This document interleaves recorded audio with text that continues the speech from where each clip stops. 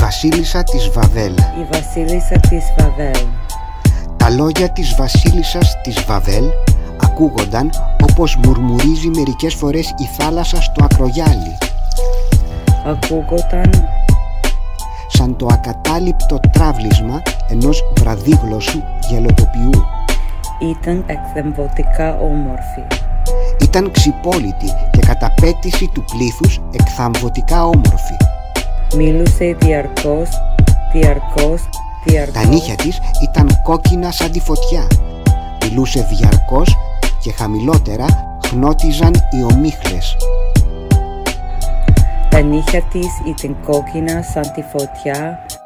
Τη συνόδευα αμήχανος στα ατελείωτα σκαλοπάτια του περίφημου πύργου της, ανίκανος να ανταλλάξω μαζί της μία κουβέντα. Τα νύχια της ήταν κόκκινα.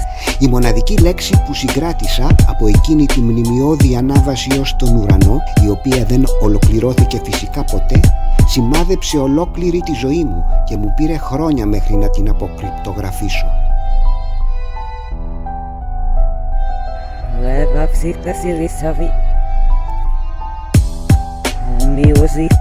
Όταν τα κατάφερα ήμουν πια γέρος και η μόνη γλώσσα που μου είχε απομείνει ήταν η γλώσσα του σώματος.